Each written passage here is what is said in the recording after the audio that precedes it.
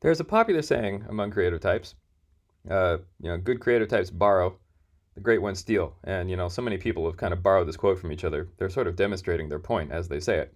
Uh, when we're talking about stealing, we don't really mean stealing in, the bad sense. It's just a way to say that you got to be ready to build on what came before you and still make original work, right?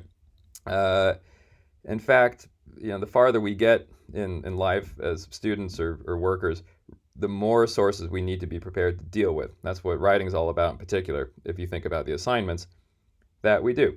Here's an assignment for elementary school children. Describe your room or your summer vacation. Here, there are no sources.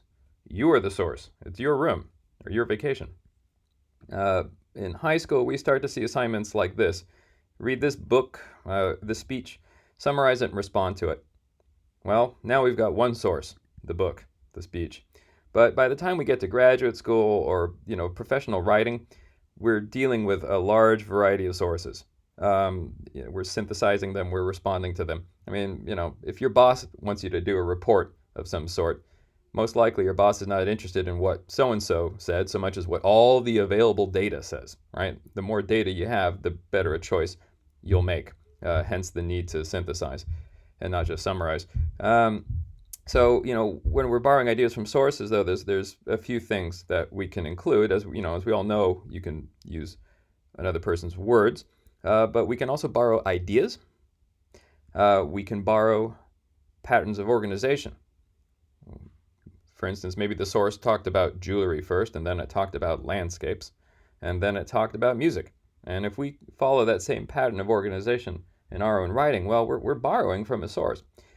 We can borrow media. I borrowed a picture here, as you can see. No matter what we take, though, we have to be ready to acknowledge the source. An exception for this might be a widely held idea. If we're talking about, say, the Earth orbiting the sun, we don't need to cite a source for that because that's a pretty widely held idea. But when in doubt, you always acknowledge your source. You can see in red some examples of how to do that here. You can see how I'm acknowledging where I got this picture from. Really, though, that's a subject for another lesson. We'll talk about this in academic format. What I want to close with today here, though, is noting what's so great about synthesis is that the law protects it. As long as you've got three sources and you acknowledge them, your work qualifies as original, even if you're just sort of explaining what other people have said. So kind of like a chef, you might not be the first person to make an omelet, but it's still your omelet because you're the one combining the ingredients.